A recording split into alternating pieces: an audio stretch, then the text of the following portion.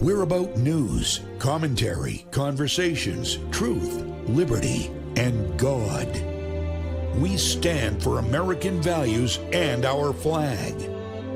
We believe that the Constitution is a document that fortifies rights already given to us by our Creator. We will not apologize for our love of God and country, ever. We are Right America Media.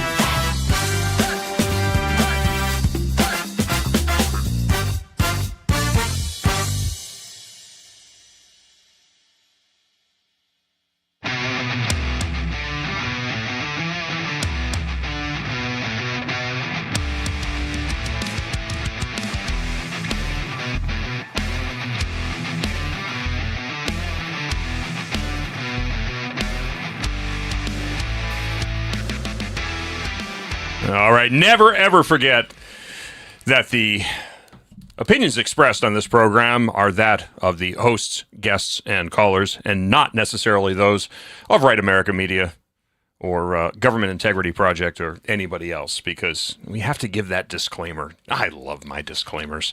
Welcome to a brand spanking new edition of Granite State Live. Great to have you along on this Tuesday evening, the 4th day of November. Yeah, it's scary. I'm your host, Keith Hansen, the unapologetic contrarian conservative, never apologizing for my toxic white masculinity. As I've said many, many times before, my doctors consider it a pre-existing condition because I was born this way. Never apologizing for my Christian faith, heavily armed as always. Our call-in number, if you'd like to be a part of tonight's program, make that nice and easy for you. 833-603-TALK. That's 833-603-8255. And if you would like to be featured via video link, just send a request in granitestatelive@gmail.com. That's granitestatelive@gmail.com. Put the words video link in the subject line, and the production team will zap that out to you lickety-split. Hey everybody, I'm Julian Acer, the Blue Collar Intellectual, and I am here to shatter your preconceived notions, everything you've been lied to about by the mainstream media and your favorite influencers, grifters, pundits, whatever, you name it. They're all liars. Groypers now. Groypers. Groypers. We have to. This. I don't know if Merriam-Webster is going to make a 2025 edition to the dictionary by including a definition for groyper. Would you please, Julian, explain to us what a groyper is?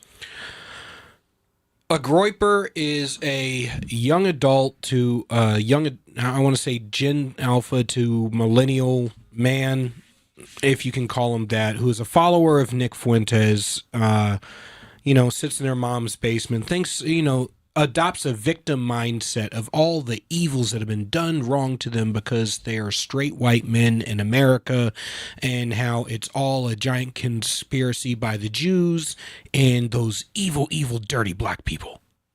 So here's the question. Correct me if I'm wrong, but wasn't the Charlie Kirk assassin, didn't he ascribe to certain groyper philosophies? Yeah, but he had groyper. I can't even keep track of all these terms, but he had groyper terminology or groyper references. And this, by the way, if you're keeping score at home, it's Groyper. That's the groyper. So, but he had groyper references on the rifle that he used to shoot Charlie Kirk, if my memory serves me correctly. Can you? Yes, he did. Okay. So does that mean now that Nick Fuentes is somehow, in some way, shape, or form, fomenting a philosophy that could have driven somebody or could have been motivation for somebody to engage in political violence? I'll give you the breakdown really easily. Groypers, or the Groyper Army, are a Christian nationalist and white nationalist loosely defined as followers, fans, or associates of American far-right activist Nick Fuentes. They are named after a variant of Pepe the Frog, an internet meme, which is why they use Pepe the Frog as their their profiles, icons, so on and so forth, and they post it, and that's the source of all the memes. So I'm going to ask if our esteemed producer Juan can possibly pop up an image on the screen of Pepe the Frog at some point. I mean, don't have to do it on demand, but if we can get an image of Pepe the Frog up there, just so that way there people can understand what we're talking about. Basically, the Groypers are a parody of everything that I've warned the right, that there were certain talking points that we have had over the years that if you are low IQ and easily manipulated and you adopt a victim mindset, basically adopt it, where the reason why these people are called the woke right is because they adopt the very same methodology of looking at politics as the left does, that the hyper-racialized, hyper-ideological, hyper-religious view of the world to everything boils down to race and things like that, and the same victim mindset, but then you apply it to right-leaning politics. This is what you get. If you follow those certain talking points to their logical conclusion, this is where you get the far extremes. Now, if you have nuanced conversations and you ditch the talking points, which is something I've always advocated for, is ditching the surface level talking points that aren't conducive to conservative principles of governance and protecting the Constitution of the Republic and the inalienable rights of individuals, life, liberty, and pursuit of happiness, ditch those talking points and focus on real solutions. You don't have to deal with this shit. So this is Pepe the Frog. If you are a social media hound and you spend a lot of time on the social media corners, why any self-respecting person would do that, I don't know, but I digress. This is Pepe the Frog, so you may see that. And there's a variety of variations of this cartoon image, but this is the reference to the Groyper. And we got to give props to Juan for that, because, man, he just kind of pulled that out of left field. Great job, Juan. Thank you. He is nodding enthusiastically. So, and there's been about a lot of backlash now on Tucker Carlson for having given Nick Fuentes. Tucker seemed to do something that, and we had talked about this last week. I can recall many CPACs, both in Orlando, Washington, D.C., and Dallas, where Nick Fuentes and his group of 20-something wannabe influencers have now literally been chased out. He would step foot onto the property, and it would be probably 10 minutes until CPAC security and hotel security, venue security would chase him off. And they were chased out of Turning Point events as well. It is that he's not something that has been widely accepted on the right, not by any means. And especially not the establishment on the right, and not even in the main America First movement. He has become popularized because once everyone canceled him and he went off to the dark corners of the web, along with all the influencers, along with all the people who should have never been canceled. Like I said last episode, I'm a free speech absolutist, so I don't believe in canceling.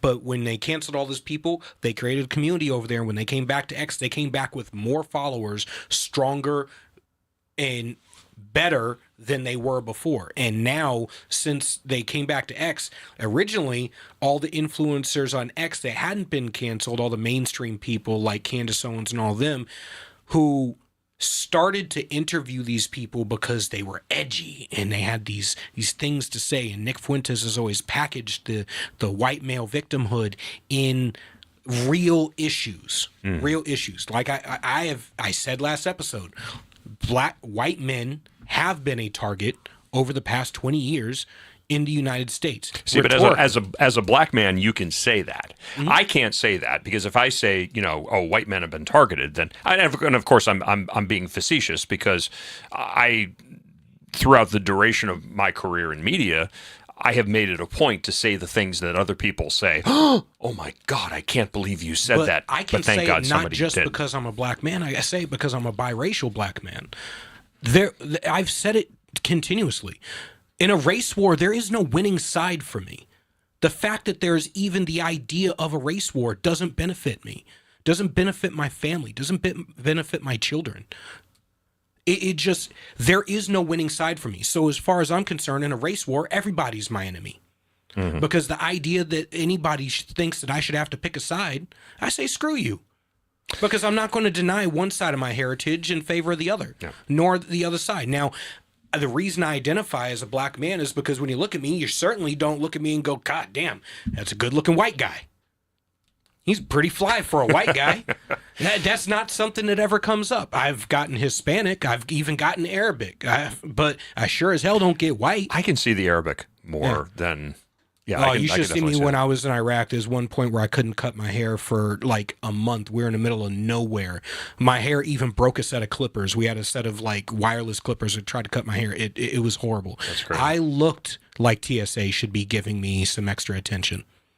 Well, it's too bad you weren't flying domestically. You would have gotten a lot of that. We did. We actually flew Continental out there until we got to when we got to Ireland, and then when we got to Kuwait is when we started flying military. Okay.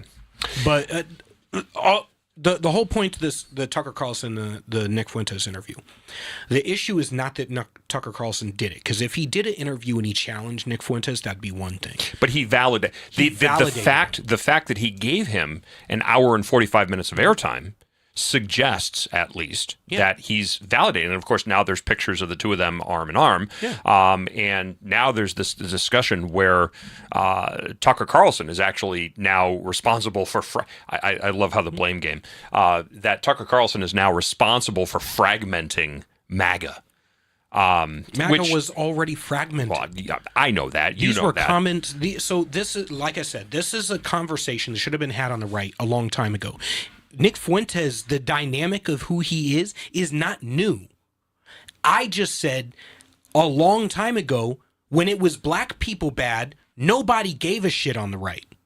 When it became Jews bad in Jewspiracy theories, now all of a sudden everybody gets their panties up in a bunch. I look at the exact same comments in the exact same misuse of statistics, the exact same bastardization of history, and I see the exact same thread and tone of commentary in both. And my thing has always said facts are facts. And you can manipulate them if you want, if you take them out of context. But if you're taking all the data, all the facts for what they are, you can get to solutions. And if you're not talking solutions, your goal isn't actually to solve the problem. It's public masturbation. It's to make yourself feel better. And that's what a lot of this is. A lot of this is. And this is the reason why I don't like blackface Republicans any more than I like Joy Ann Reid or other blackface Democrats. The people who get called to the front stage at CPAC every year to talk about fatherlessness in the black community. Larry Elder is a perfect example of this. Ran a presidential campaign on fatherlessness. And I asked him point blank, did you have a solution for it? You could have told me you wanted to rewrite the tax code to incentivize heads of household. You wanted to deregulate the inner cities to allow for massive amounts of capital investment and entrepreneurship. You could have told me you wanted to get rid of stupid regulations that require a $5,000 license to open a barbershop or to be able to cut hair. You can either cut hair or you can't. And we're going to find out real quick when people walk out of your barbershop with a bowl cut. However, instead of doing that and instead of telling me he wanted to do tangible things that would have opened up the black community, especially men in the black community, to be able to be stewards of their community, have safe communities, to be able to arm themselves, to protect themselves against, without being racked up on gun charges by their local prosecutor who hates guns, because every blue city in the country wants to ban firearms. If you had told me you wanted to do stuff to allow those men to be stewards of their communities, to be strong family members, to build strong families, to fix the family court issues, to stop waiting in favor of divorcing because there's a lot of money that flows in and out of divorce attorneys' hands and in and out of the courts and stuff like that. You told me you wanted to fix all of that in order to create an environment that makes it easy to have good, strong, fathered homes. I would have said, good. Good on you, Larry Elder. But instead he goes, no, it needs to be a national conversation. I go, you've been doing this for 15, 20 years talking about fatherless homes, and not once have you provided a solution for fatherless homes other than pull up your pants and turn off that rap music and put down that 40 ounce and get a job and stop being a degenerate. Mind you, that's 50 million black people, half of which are men. You know what we need to do? Not all of us, 63% of black people live in the middle class. Most of us have jobs. Less than 1% are violent criminals. We need to go back in time to the presentation that I did. I'm just pulling it up here. You know exactly where I'm going with this. Yep. Because talking about the Larry Elder issue, all right, we talked about grifters. Yep. And you and I have publicly called out, especially at CPAC, we have called out grifters. And so I've often said the Republican Party is comprised of three things. Number one, those who are desperate to retain their power. Yes. Number two, those who are desperate to retain their rights. And then these are where the grifters come in. Those who are desperate to enrich themselves through the exploitations of the previous two categories. Now, in Tucker Carlson's regard, I liked Tucker Carlson for his ability to call out the establishment on the right. And he did a lot of fantastic interviews when he was with Fox and even when he started his own media company. But you watch him do this little high rise and then all of a sudden he's plummeting. And he's plummeting because he's starting to engage in the ridiculousness. And unfortunately, in this alternative media environment, ridiculousness is what pays. Because it gives you raw engagement. And raw engagement gets you likes, retweets, shares, and subscribership. Because just because people tune in, and here's the problem with engagement being your monitor for whether you're being effective or not. Just because people tune in does not mean what you have to say is valuable. More people watch Jersey Shore and any numerous shows on MTV than watch the History Channel. Who is arguably one of the most successful radio broadcasters? Rush Limbaugh. Take Rush Limbaugh out of the equation. Who's number two? Right now? In the history of broadcasting. In the history of broadcasting, I wouldn't know. Who got a $100 million plus contract on Sirius? Friggin' Joe Rogan. Howard Stern. Oh, all right. Howard Stern, yeah. What did Howard Stern do? He pushed the boundaries of what naked strippers, midget, midget strippers, and fart jokes. Yeah. I mean, so talk about appealing to the lowest level of society. Outrageousness evidently does sell. Yeah. People don't want, how many, you can go anywhere and you can get, the network logoed coffee mugs and everybody sitting around talking heads and, what are your thoughts? Oh, well, here's my analysis of this, that, and the other thing. But, if you really want to push the numbers, start telling fart jokes. Start telling off-color jokes. I mean, have strippers, come in and start talking about how many people that they've been, sexually intimate with over the course of their career. That's what's really going to drive your numbers. And I got to be honest with you. When I started out in radio, I had my producer. Well, the radio show was one, but the TV show that I did in Vermont, that was actually kind of interesting because my executive producer for that show. When we started out, I said, you want me to push the envelope? And he said, yeah, I want you to push the envelope. And I said, well, how far do you want me to go? And he actually said, I don't think I've ever actually disclosed this on air, but he said to me, listen, you know what the forbidden words are. This is FCC. This was on 3 separate broadcast television stations in Vermont. And it was, it was also carried on Comcast and, whatever, Fios and whatever cable network. So we had decent distribution. We had decent numbers, but it was a Vermont-centric show. You know what the forbidden words are. So you know what you can't do. But aside from saying those words that you can't say on air, every time you come in and do the show, try to get yourself fired. And I'm like, wow. I mean, you literally just handed me such.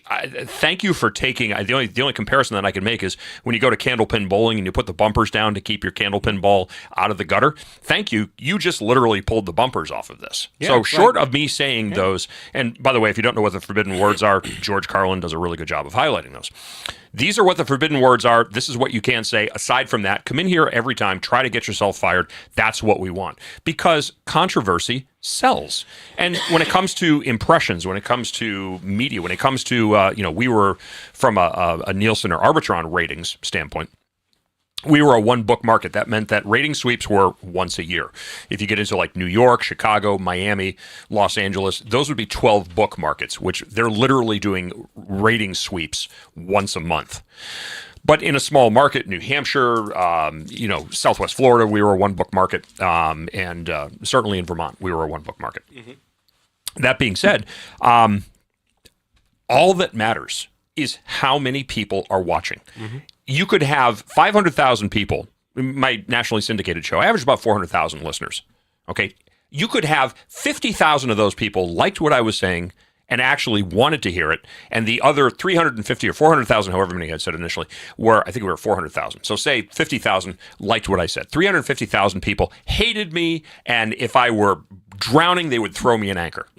What mattered to the advertisers? 400,000 people are tuning into your show, and they are listening to that show for a period of time that exceeds 12 minutes at a time. And that's all that matters. And here's the problem that I said was going to be an issue on the right when you start allowing these people. One, in the conservative movement, you should gatekeep to some degree the people who are going to be leaders of the movement. And when I say leaders of the movement, I mean, who do you give the speaking engagements to at CPAC? Who are the ones that are going to be in the C-suite when you're out there pushing your message? Who are the people who are going to be the microphones for the movement? Who are going to be the ideological progenitors for the next generation? Who are the ones going to be the mouthpieces for everything that you stand for? And we allowed those people to be people who were Democrats 5 minutes ago. Conservatism is a journey. You don't just show up here and immediately get it. You sure as hell don't go from being a vagina hat wearing leftist yesterday to all of a sudden you're sitting in the Oval Office at a round table going, I'm going to bring you 40% of the black vote. Why? Because I'm a loud black woman and you can't silence me. This is why I always called bull on Candace Owens being the person who is going to get 40% of the black vote. You cannot tell me you're going to get 40% of the black vote when, one, you're a black woman, you're not talking directly to black men, which means your audience is black women. They vote 93% Democrat. And what is your main issue? Trashing black men. You're not going to do it because you're telling me that would be like me calling my wife fat and expecting to sleep in my own bed and get some tonight. That's not going to happen.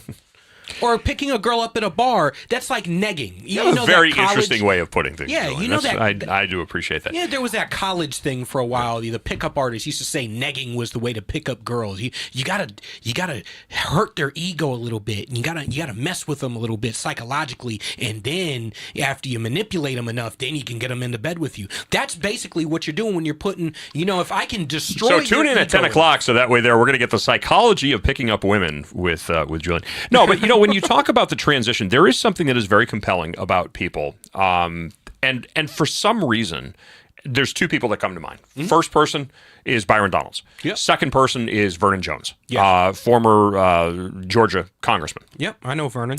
And developed a great relationship with Vernon. And I've known Byron since, again, before. But Byron used to be in the reverse mortgage business. And he was not always a conservative. And Vernon Jones was a Democrat who switched. So it's very interesting when you have conversations, especially with, I'm not going to say with black politicians, but with black Americans that have now made the switch from Democrat over to, and it's one thing to become a Republican, it's another thing to become a conservative Republican. And it's, a Cadillac is a car, but a car isn't necessarily a Cadillac. Yep. A conservative is generally going to be a Republican, but a Republican is not necessarily a conservative. We obviously have rhinos. Christopher T. Sununu, perfect example. But getting back to the grifter thing, because I think we're talking more about the grifters and the false prophets that exist. What is a grifter? Starts an organization rather than finding a role within an existing organization or effort. Why? Because you can monetize it and you control the monetization. Specifically, you control into whose pocket the monetized effort flows. And it gives you direct access to the donors. Yep. Number two, and this is a big one, and this, by the way, is a list that Julian and I came up with during a 2-hour conversation 5 years ago.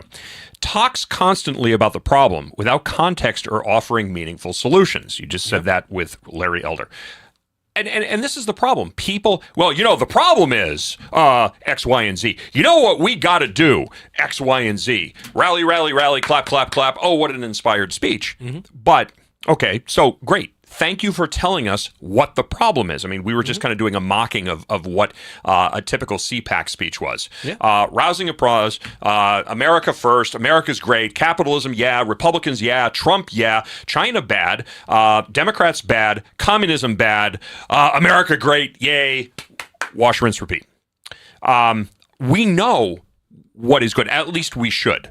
As a Christian conservative, I know what is right. I don't need you. I don't need an influencer. I don't need X or Twitter or any of these other bullshit social media programs to tell me what's right and what's wrong. I know in my heart of hearts. If there were no laws, I would still have my own internal moral code that would guide my behavior. Simple and easy. So I know what the problem is. I don't need you to tell me what the problem is. What I need you to do is to tell me meaningful pathways. And this is the big issue that I've always had with CPAC. You go out, you rally the troops, but what you don't do, and this is exactly why I've said CPAC is just a sea of grifters, because there is never a call to action. There is never a meaningful path, assuming that there were to be a call to action. Hey, this is what you need to do. Go back to your communities, go back to your home state, go back to your city or your town, and this is what you do. Screw that. I said it. So back when we started doing CPAC in Orlando and in Texas, I told Matt Slap and Mercedes Slap. I met them in the cocktail lounge at CPAC in 2021 in Orlando. And I told them, you know what would be fantastic? Do one of these CPACs in every deep blue city in the country. Do one in Detroit, do one in Atlanta, do one in LA. And then at the end of it, Donald Trump has to be the one to do it because he's the only one who has the microphone and the ability to rouse the crowd the way he does. Say, all right, everybody at the door, a bunch of pamphlets, go out and we're going to knock the entire city of LA in a day. And 20,000 people at CPAC could have done it. CPAC Seattle. There we go. Yeah. CPAC. We're going to door knock the entire city because guess what happens? One, there's two things. Everybody just rolled into CPAC for the day and you just all meshed with the people in town and they realize you're not a bunch of degenerates. I hate to tell you this, but the vast majority of people at CPAC wouldn't want to do that because they would have to go out into communities that scare them. That's the problem. Yeah. They're scared of those communities. All right, you're going to take a quick break. When we come back, Frank Chu, co-chair of Chinese Americans for the Constitution, is going to be joining us to talk about Californians' Prop 50 proposal. That is being voted on today as well, too. Plus, we're going to look at some preliminary poll closures here and see where things stand, especially in New Jersey and Virginia as well. Then coming up at 8 o'clock, Scott Walter, author of Infiltrated, the Ideological Capture of Homelessness Advocacy. We're going to talk about a new report detailing a growing number of organizations in the homelessness policy space that are aligning with radical worldviews. We'll talk about that, and certainly in the context of New Hampshire's capital city, when Granite State Live continues. Don't go away.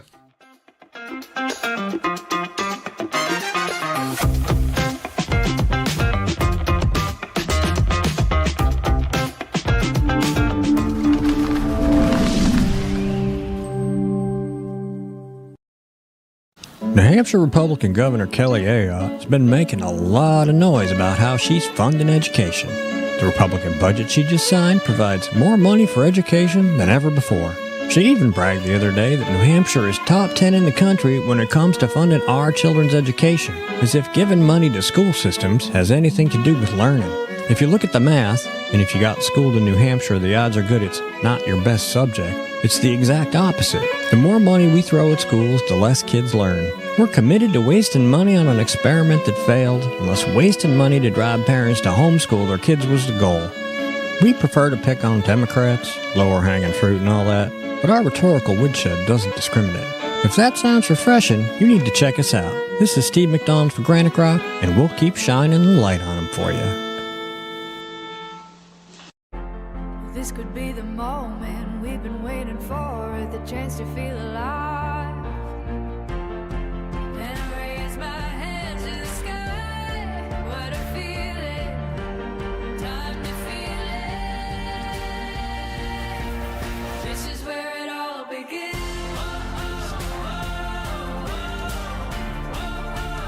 This is where it all begins. How do you know when you've made the right decision?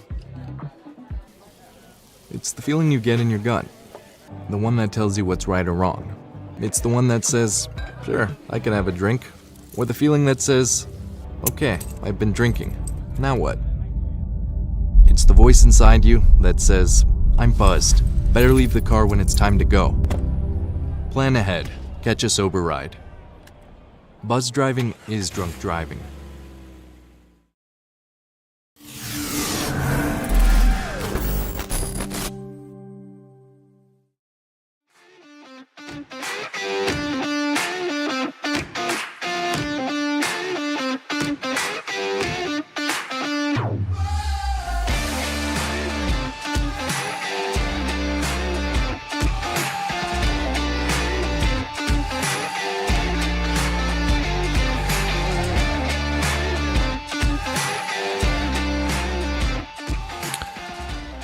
I don't know if you happen to catch that live video of Times Square or not. They had the breakdancer in the center. Did you know that I actually won third place in a New England breakdancing competition about 15 years ago? No. Yeah, neither did I. I didn't. I just totally made that up. But hey, could you picture me breakdancing? Honestly, I've seen. Honestly, No. I used to break dance out in the military. Or when I was stationed out in California, I used to go to clubs and show out and stuff. I have seen like 70, 80-year-old men break dance. I've seen fat people break dance. I've seen some of the coolest damn stuff. The dance culture in California is so amazing. Yeah, I'm not that spry. I'm going to be honest with you. I mean, I'm still. I can move. I mean, obviously, I have to for my career outside of radio. But, yeah, I'm not that spry. I'm doing head spins, and that's just kind of crazy. I can't break dance like that, but I can still dance. I can still really, really dance. So just about 7:34 right now. Polls closed in Virginia at 7 o'clock, at least for the election for governor in Virginia.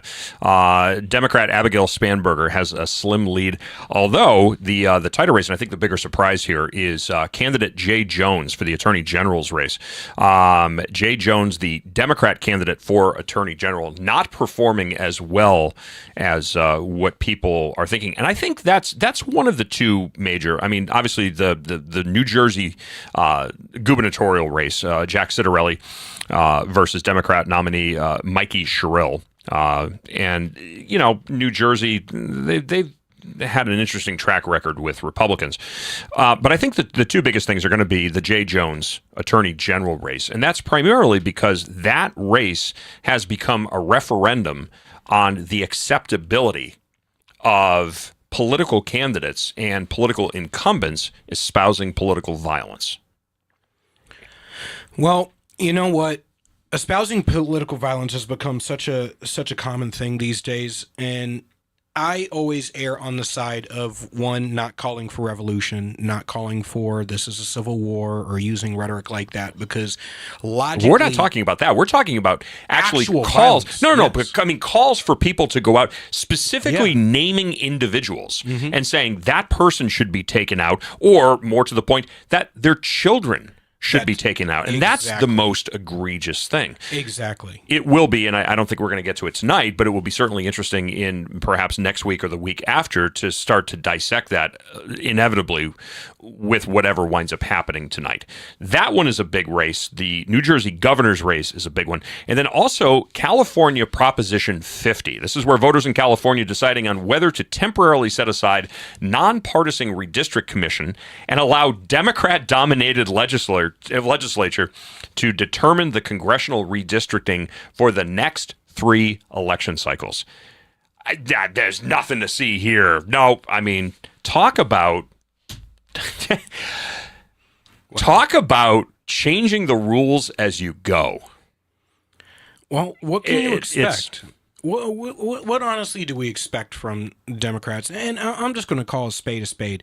Both parties like to manipulate redistricting and gerrymandering and stuff for their own benefit. But the way they've done it in California, you know, they used to apportion their electoral votes similar to Maine prior to Reagan being elected, and then they got rid of that real fast.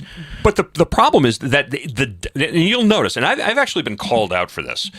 Well, you know, you pronounce it incorrectly. It's Democratic Party. No, I don't call them the Democratic Party. I call them the Democrat Party because there's nothing democratic about it.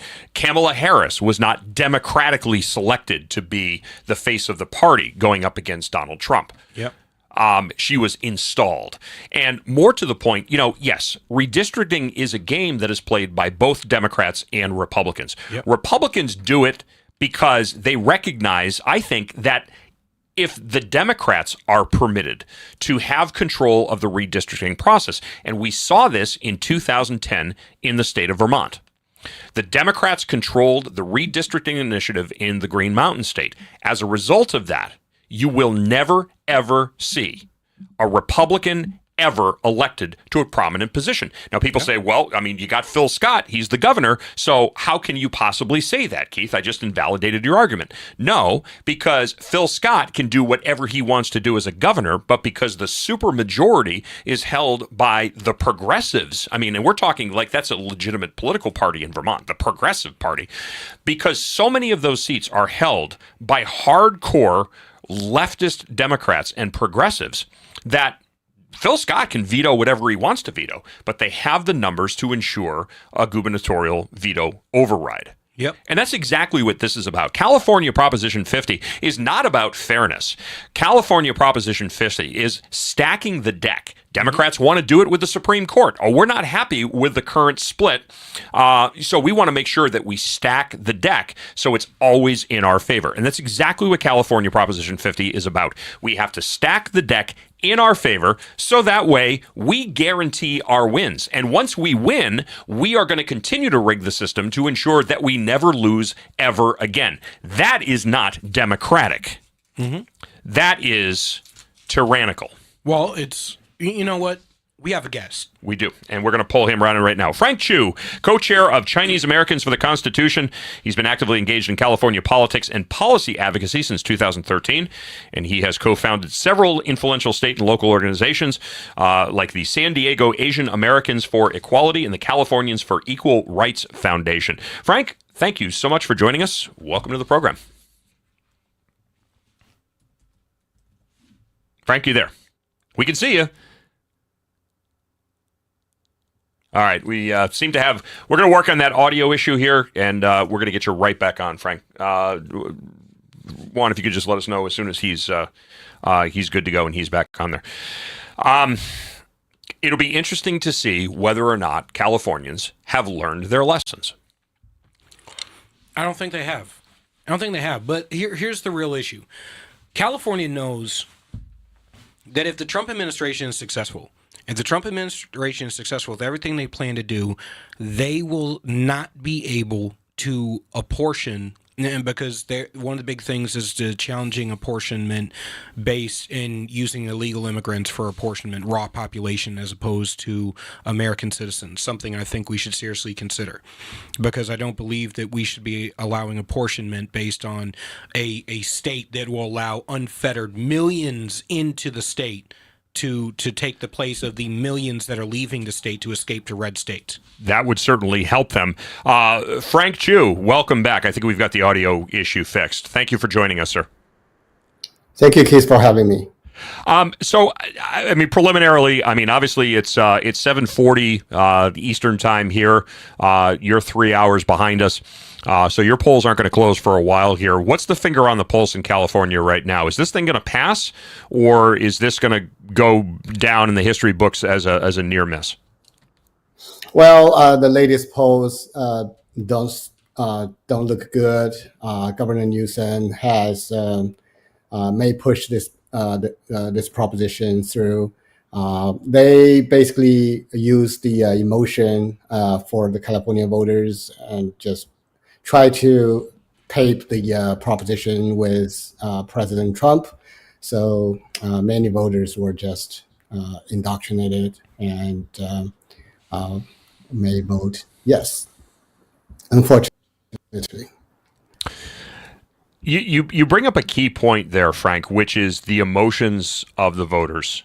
Unscrupulous politicians, and I'm going to say this is as an equal opportunity excoriator. I'm going to call out both parties on this, that both Democrats and Republicans have learned how to weaponize and monetize the emotions of, let's just be honest, low intelligence voters. You have people out there who couldn't tell you anything about civics. They probably couldn't even tell you, and I know because I've done this with my own radio show audience, they can't tell you what form of government we have. They still think we live in a democracy. And these people are being permitted to vote on matters that affect an awful lot of people, not just them.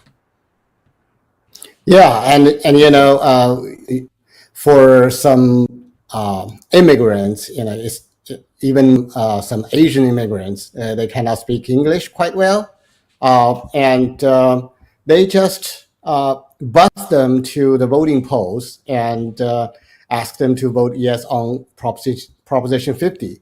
And what they told these non-English speaking immigrants are, hey, if you vote yes on Proposition 50, then you will get some, you will keep your benefit.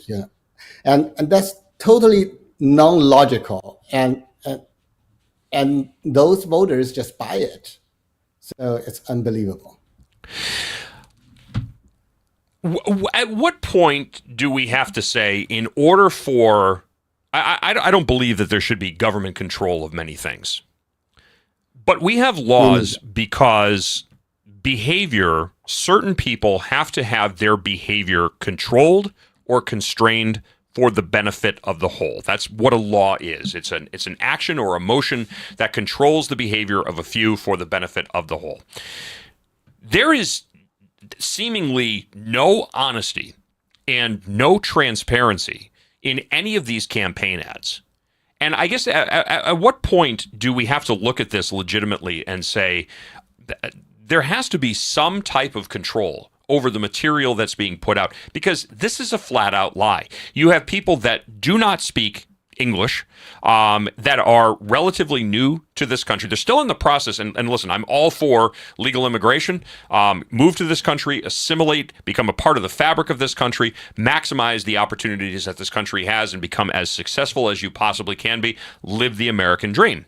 But again, you have dishonest politicians, more so on the left than on the right, but it still occurs on both sides of the aisle, that exploit the vulnerabilities of their target audience, fully exploit those vulnerabilities for their own benefit or gain. It is dishonest, it is immoral, it is unethical. And what would you propose could be done to try to control the outright lies that are being put out there in an attempt to try to win votes and sway elections?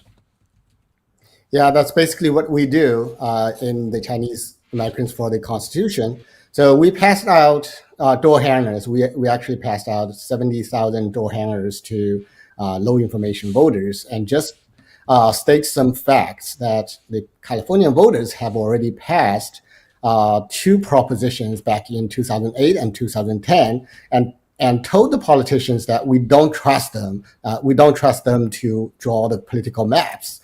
And now they just wanted to pass Proposition 50 to amend the Constitution again and to temporarily let the politicians to draw the maps. So we put out the facts to the low information voters and got a really good feedback. And the second thing is we have to use our lawsuits to fight against them. In my other organization, Californians for Equal Rights Foundation, we sued several public agencies because they lied to the people, to we the people. For example, in San Diego Housing Commission, they just say, hey, we will give first-time home buyers benefit only if the applicants are not white. And they think that's perfectly fine. And we think, no, it's not right, and it's a lie, that it's for equity, and it's a blatant violation to our Constitution. So we sued them, and they rescinded their program immediately. So that's how we win. We fight and win. And also for the voting system, I just saw the news that the Trump administration, Department of Justice, they started to look into the California voting system. They figured that illegal aliens are now receiving the mail-in ballots from the California Register of Voters. So they are looking into it, and I believe that will be a case. And We will fight even after today, fight against the Proposition 50 from the federal level and also from the grassroots level. So, for Chinese Americans for the Constitution, what would you peg in? I mean, you don't have to give me an exact number, but just ballpark. What's your budget annually? Actually, we are in a low budget, about $20,000 for this campaign only. But we have 150, 160 volunteers and up and down the state, and we walked very hard. We walked a lot, so to pass out the 1,000 door hangers and talk with a lot of voters. I mean, 70,000 door hangers is no small feat. I mean, that's a great job. I guess the question is now, if you juxtapose your $20,000 or $25,000 budget, how much money has been donated or has flowed into the state of California, courtesy of George Soros and the multitude of social justice organizations that are directly funded by Soros money? What would you peg, or what have you heard that amount to be? As far as I heard, George Soros directly funded the Yes on 50 campaign about $20 million. And for the entire Yes campaign, they got more than, I believe, more than, I believe it's about, I'm sorry, I don't have the number right away, but it's a big number, and definitely we are outspent it. But nevertheless, we will fight as much as we can. Mm-hmm. I mean, that's all you can do. You can fight, through what you're doing, which is that community outreach, door knockers, actually getting out into the community and having conversations with people. But I mean, that's a pretty. The only thing I can think of, truthfully, is the David and Goliath reference. $20,000 up against, and I mean, I've heard numbers that have spanned anywhere from 20 to even 35, as high as $35 million. That's coming in. Now, money doesn't always guarantee the win. We know that. But the ground game, from the grassroots perspective, has to be absolutely sharp. It has to be on point, and it has to maximize those little battle wins. Otherwise, I mean, the odds are stacked against you, and then you wind up having to spend all of your time and all of your money now filing lawsuits that, again, when we start to talk about federal courts, when you're looking at judges that have been appointed by Democrat presidents, or sympathizers of a left progressive agenda, this is where, I mean, you can fight the most well thought out, most articulate court case, and somebody's going to look at it and go, yeah, awesome effort, but now I'm going to rule against it and dismiss it or award to the opposing side. So this is a pretty significant situation and a serious situation that you're facing in California, and unfortunately, it spills over. Yeah. And just one thing to add on that we are not the only campaign committee opposing Proposition 50. California Republican parties are spending money as well. They talk with the Republican voters, and our job is to talk with low information voters, independents, Chinese immigrants. So I think that's something that we have to be clear. And even though with the Republicans' money, we are still outspent. But we just try our best to use this opportunity to educate the California voters and let them know that the radical left ideologies should not be the answer, and the power grab should not be the normal situation that should be approved by the voters in a democratic country. So I always compare this proposition to Chinese Xi Jinping's amending constitution to eliminate the term limit. And it looks like it's all right to eliminating the term limit, but it's not. It will eventually erodes the society, and it will gives the Xi Jinping the unlimited term, and he will become the dictator. And I hate to say that if nobody stops California, it will goes on that route to, just like you said, being a tyrannic state in the nation, which is not good. One thing that I've seen consistent across the country, and this definitely holds, I lived out in California for a decent amount of time.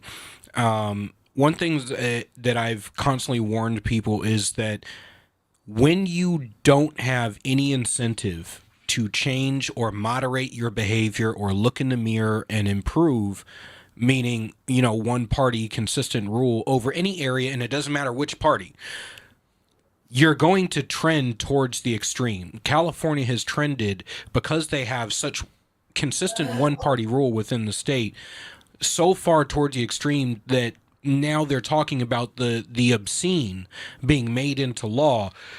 The people of California need to wake up and need to understand that how they've been governed for the past 20, 30 years has led them to where they are. And I pray to God that the California GOP makes a massive shift towards not just explaining how bad the Democrats have left California, but actually proposing real solutions as an alternative, and not leaving these deep blue areas up for grabs. You don't leave a little bit of cancer left. You root out all of it.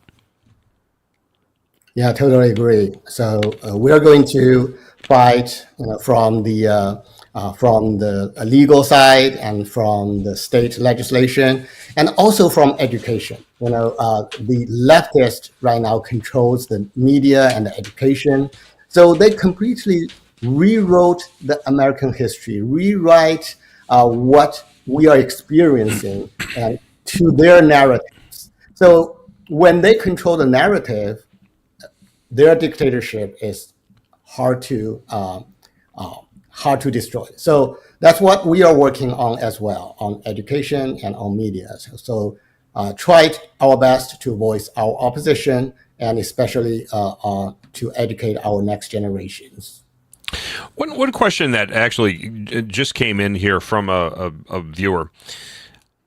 Does the cultural, if you're dealing with people specifically from China, Chinese immigrants, is the divide that exists between the Chinese Communist government and its population, does that affect the willingness of Chinese immigrants who are now in California? Does that affect or negatively impact their willingness, their desire, or their perceived ability to get involved in the process? I will not say they have a negative impact, but it's not the pressure from the Chinese Communist Party itself, but it's the pressure from the society. Because of the past pressure from the Chinese Communist Party, and we didn't. Many of us didn't establish the habit to get involved into the public lives, Yeah. and to sacrifice our times and energy and money for public good. So I think this is an issue, and that's what also we are working for. And I believe only God can change us. So I really amen that only God can transform us, so that we can fight for God, not just for one ethnicity or one race. We fight for God. And I appreciate the clarification on that, Frank, because, I wasn't implying that it was the Chinese that were having an influence here. I guess the way I would have worded it is, were they habitualized, or did they get into the mindset, well, we don't get involved in politics, so in coming to the United States, that just the habit of not getting involved in politics has carried over here, where it's not instinctive or instinctual for them to now go out and start to involve themselves in politics, either on a local level or on a state level. Yes, you're exactly right. Because when we were in China, we basically were prohibited to participate in public life. Otherwise, we will be censored, we will be punished. So when we were in this new country for us, and we were not used to get involved into public lives, and we whenever we spoke up, we were afraid of being retaliated against. We were afraid of being smeared. So only if someone is really strong in faith and be equipped by our Lord, and then okay, so this is the right thing to do. We need to get involved into politics, because if we don't sacrifice, who will? And I believe that's the only way we can get more and more immigrants to get involved into local politics, and that's why we need faith to get introduced into the politics. Frank, we just have a couple minutes left here. So I just want to close on a final thought. You being in California, you obviously having grown up in China, you understand, you've had experience firsthand with the Chinese Communist Party, the Chinese Communist government. When you look at Gavin Newsom, when you look at the tactics and the techniques of the California Democrat Party, what parallels do you see there between the types of tactics that you would see exercised, or even just the methodology of governing in Gavin Newsom? Can you draw a comparison between what you see and what you saw in the Chinese Communist Party? Yeah, first of all, big government. The Governor Newsom wants to control everything, and he wants to eliminate anything about local control, and which is directly equals to what Chinese Communist Party wants to do. That's a dictatorship, and California controls the media and censors most of the opposition voice, and also they controls the education and starts to indoctrinate our next generations. So these three areas are very scary to me. So it's very much like what happens in China.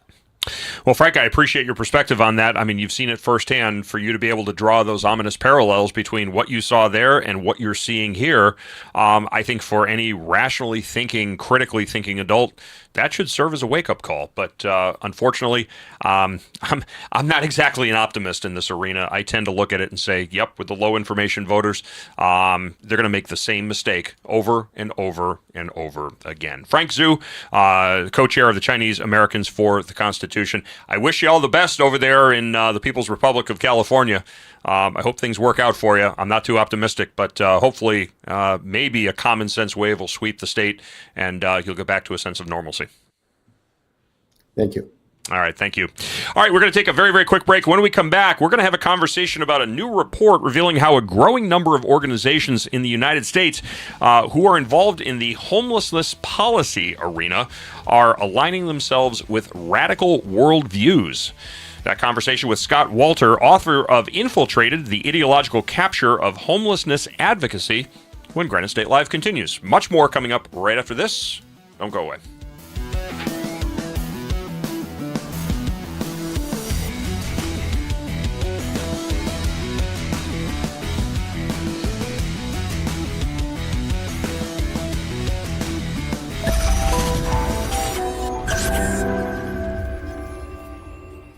New Hampshire Republican Governor Kelly Ayotte has been making a lot of noise about how she's funding education. The Republican budget she just signed provides more money for education than ever before.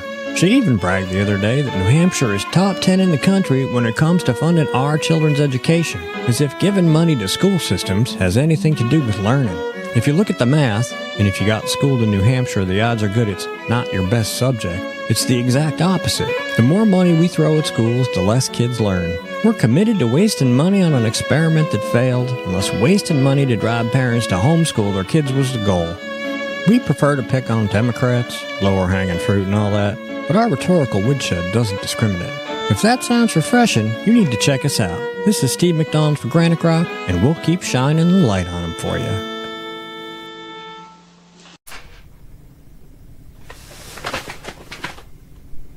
Unleashing your humble alpha is the key factor to unlocking profound leadership, unshakable confidence, clarity of purpose, and the quality of life you dream of.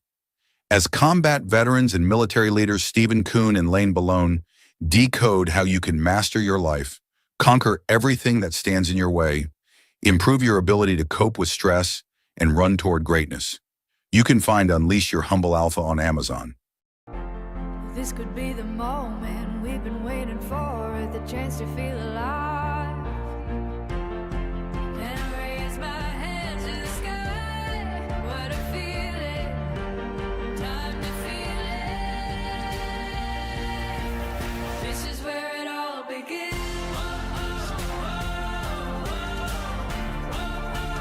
This is where it all begins. Look at that. It's so sad.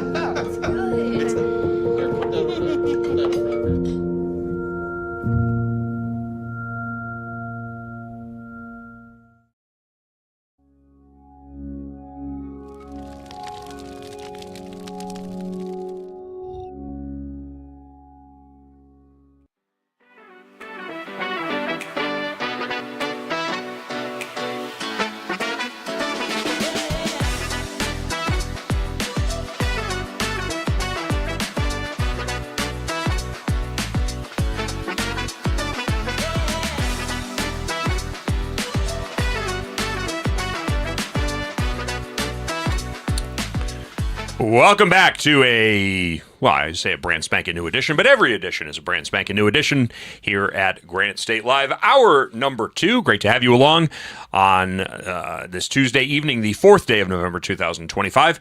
I am your host, Keith Hansen, the unapologetic contrarian conservative, heavily armed as always, never apologizing for that toxic white masculinity. Our call-in number, if you would like to be a part of hour number 2 of the program, toll free 833-603-TALK. That's 833-603-8255.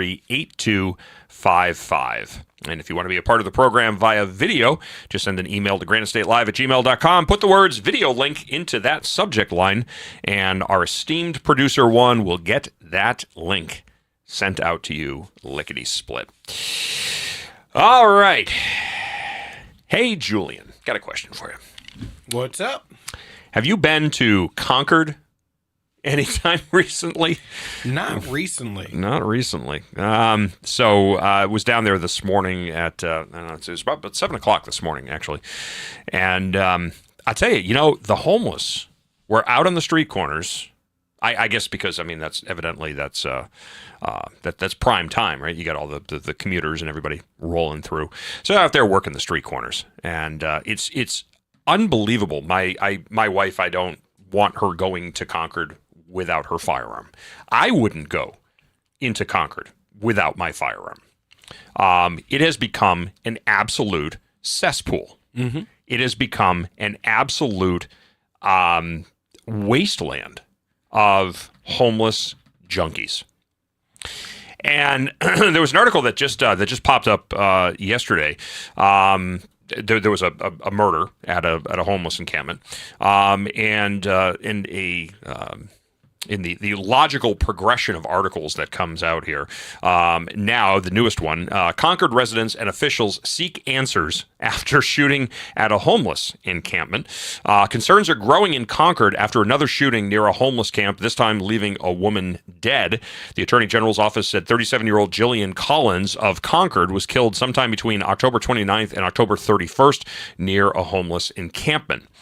Quote, "First of all, and most importantly, there's no danger to the immediate community," said Associate Attorney General Tom Velarde.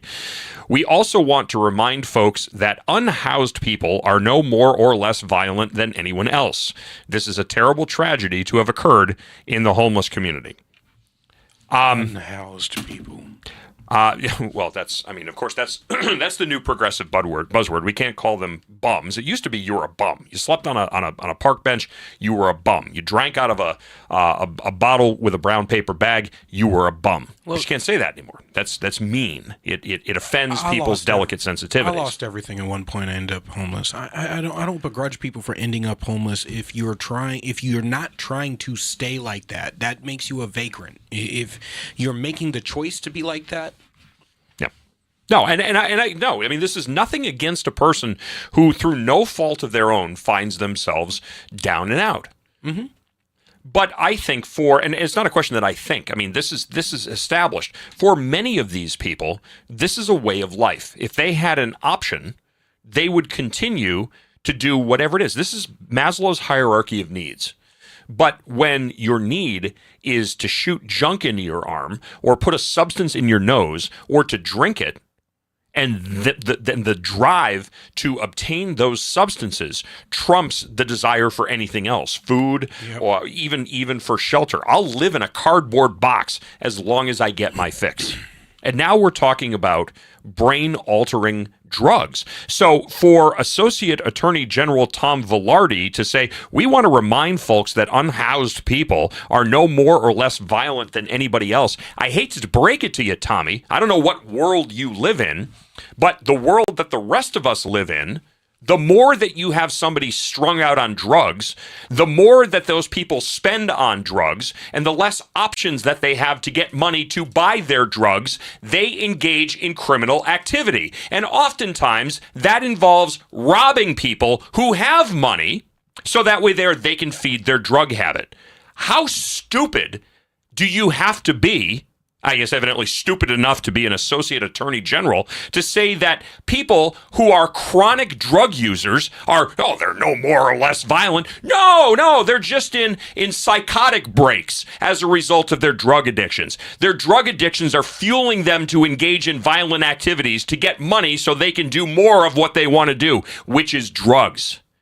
Oh, but we can't call them homeless people because that's going to offend their delicate sensitivities. Now we have to call them unhoused people. For the love of God. But you know what? This is not just a problem in Concord. This is not just a problem in Manchester. This is not just a problem in Nashua. This is a problem across the country.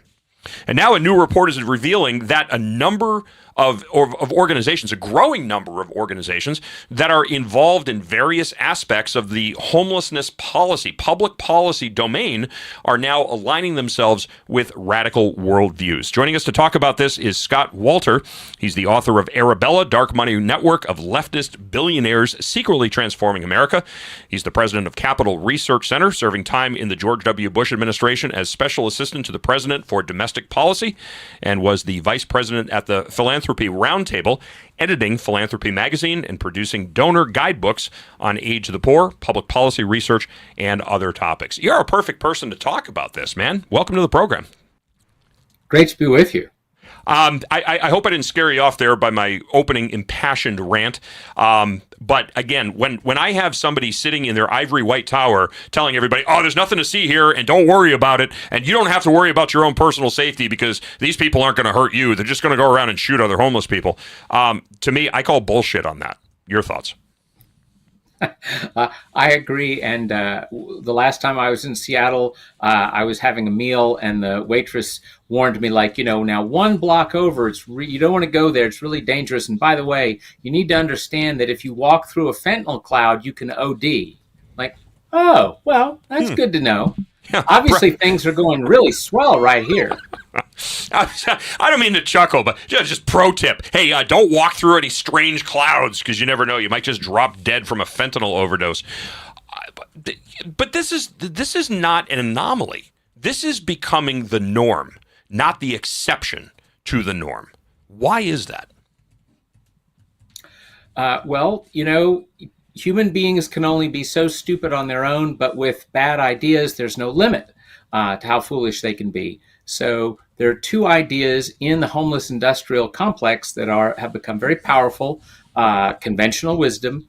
The first is housing first, right? Which is the notion that, those people you were talking about, if you just shove them in some government housing, man, their problems will be gone. That schizophrenia, that fentanyl addiction won't be a problem anymore. And then the other bad idea is something called harm reduction. And that's the kinds of things like handing out clean needles to people who inject heroin into their bodies regularly. And again, that'll, a lot less problem if we give them that. And of course, you're right to be angry because the vast majority of Americans would say that's crazy. And if you said, well, do you want your tax dollars going to that to the tune of billions of dollars? Most Americans would say, no, I don't want my tax dollars going to that. So is this just bleeding heart liberalism, brain dead bleeding heart liberalism, or is this exploitation masquerading as philanthropy? Well, that's a great question because, the homeless industrial complex is huge and it's, not uniform. There are actually people in there who are trying to help folks suffering on the street. And then there's also the noisemakers. But you're right to ask the question because an increasing number of really radical people, as in happily violent and America hating and police hating and the rest, Jew hating. I mean, to be fair, they've got a lot of hatred. They spread it around generously. And those folks love having homeless on the street because they're props for these people's radical ideology. See, look at those guys suffering on the street. That proves America's a horrible country. All right, I've got about like 20 questions that just came out of that one statement. But before we do anything, I want you to break down and explain exactly what the homeless industrial complex is. That's an interesting term. I haven't heard that one before. Very interesting variation on a theme. What is it? Well, the true expert for that would be Christopher Rufo, who was nice enough to do an introduction for the report of ours you referenced earlier. I'm pretty sure he's the one who originally coined it because he's very savagely sharp at marketing. But the general idea is billions and billions of dollars go into hundreds and hundreds of nonprofit groups all over the country claiming that they're going to solve the homelessness problem or that they deeply care and they're going to make these people's lives better and the rest. But as we've been saying, all too often they don't remotely make people's lives better. That is to say, they don't make homeless people's lives better, but they do make the nonprofits better because they snag lots and lots of those billions of dollars, many of them your tax dollars, others from foolish big philanthropies like, Ford and Pew and the rest of the gang. How much Soros money is involved in this? Because I could see the connection with where was the Open Society. Is that, am I getting the name right? Yep. Open Society. How they would. I mean, we talk about the exploitation masquerading as philanthropy. I see this as an opportunity to create a bigger situation and then have unscrupulous politicians standing up and saying, look at all of these problems. If you elect me and you give me lots of money, then I'm going to fix all of these problems for you. And of course, the problem never gets better. Problem never goes away. It just gets compounded. Well, there certainly is Soros Open Society Foundation money going into the homelessness world. Pretty much all the big philanthropies. And by the way, let's call them what they are, billionaires, right? They're actually much less accountable than your average billionaire. If you want to hurt Elon Musk, you can go torch a Tesla dealership, and otherwise cause problems for Tesla. You actually take money away from him. Nobody's taken money away from the Open Society Foundation, the Ford Foundation, Pew Charitable Trusts, and the rest. Is there a solution that you would see that addresses the issue and neuters the unscrupulous politicians? Well, a couple of things. One is that anybody who gets tax dollars to make a problem better needs to be able to prove that they're making the problem better, right? If you get money for this and your group, and you need to be able to show whose lives have you turned around, whose lives have you saved. If you can't show that, then the money spigot ought to be turned off, right? And then the bigger thing as well, although this is harder, is the most effective homelessness fighters who actually help people turn lives around and save lives, they are overwhelmingly small, neighborhood-based groups that really do engage people one-on-one and bring them back, from the brink of death. But they don't get the glory and they don't get the big government grants. They usually can't even get the attention, your local news media won't even go, show you the grandmother who's got 6 addicts in her basement that she's helping nurse back to life, right? They should, your local TV station showing what she does and having those men gush about how they've changed their lives, and then they should walk a couple of blocks to the government shelter down the street and show what that looks like, and ask them for examples of people that you can talk to whose lives have been genuinely helped. So I see this as kind of a bifurcated effort. The first thing is that you have to take the constraints off of public service organizations, churches, things like that. I mean, I don't remember the specific details. I'm just pulling this out of the memory bank. But there was a pastor, I believe, is in either Fort Lauderdale or West Palm Beach, who was arrested for feeding homeless people in a park. And so, we don't want the community outreach. Listen, there was a point in time when if you were down and out, you were whatever, there were community organizations that you would go to. Generally speaking, you would first go to your church, and then your church would assist you if you didn't have family members or friends that could help you. But there was generally a helping hand along the way. And people very quick to say, oh, you're look at there, you have no heart and everything. Listen, I absolutely believe that people should have a safety net. There should be a safety net in place. If something happens through no fault of your own, and you know what, listen, life gets the best of you, all right, then you've got a safety net. But the safety net shouldn't be a hammock. We want to make sure that people are incentivized to get up, get back on their feet, and do what they have to do to get back into society, and we should do that. But by taking the power away from smaller churches and community organizations, it creates this sense of dependency. The second thing that fuels that sense of dependency is the path of least resistance, which is very loose and liberal laws that permit vagrancy, that permit panhandling. Oh, it's insensitive to say you can't panhandle on the side of the highway. Well, listen, if that's what I have to do to feed my drug habit, then that's what I'm going to do. And if the local community says I can stand on the street corner and have all of my worldly possessions in stolen shopping carriages, and I'm standing there begging for money, it's an eyesore. Nobody wants to walk through that community. That's probably not someplace that people would want to walk with their kids. That's someplace that people wouldn't want to take their kids to a park, lest their child, 2 or 3 years old, picks up a dirty, used hypodermic needle. And that child risks a hepatitis infection or an HIV infection. But to say that, oh, you're insensitive, you just don't like people. Your thoughts? Yeah, no, you're totally right. And one of the things our report does is there was a huge court case, Grants Pass case. That's a town in Oregon that wanted to have its police enforce vagrancy laws, and the case went all the way to the Supreme Court. And as we documented in the report, there were 700 different lefty groups who filed amicus briefs, friend of the court briefs, saying, you've got to you can't allow towns to enforce their vagrancy laws. Why, that's violating people's rights. And it is a shocking number of groups. Obviously, it's not just the regular homeless groups. It's also, the ACLU, Southern Poverty Law Center, Council on American Islamic Relations, just on and on. CARE has a hand in that, huh?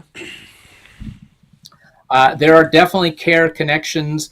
If I'm remembering correctly, I need to double check the report, but if I remember correctly, Governor, speaking of people who promised to end homelessness and make it worse, Governor Newsom, I believe his top homelessness advisor at one point was a CARE official.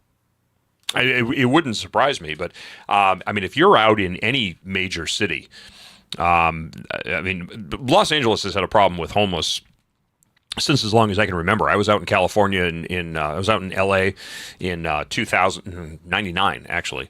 I was absolutely shocked at how many people were, just vagrants everywhere. Even in the nicer areas of Los Angeles, you would see that. You mentioned Seattle. I was just in Seattle 6-7 weeks ago.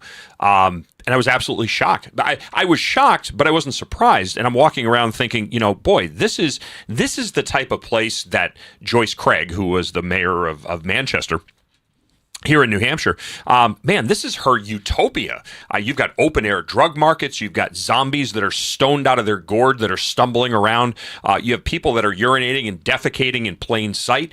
You have people that can't sit outside and enjoy a nice meal because they have all of these junkies and homeless people. You've got mobile meth smoking vehicles. Scan the QR code. You can pay through Venmo. You can step into the van. It's ventilated. You can get your meth fix. I mean, this is every progressive leftist Democrat's dream city.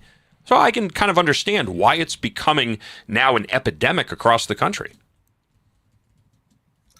No, exactly. It's really awful. And I am old enough to remember when big city mayors of both parties didn't tolerate law breaking in their streets.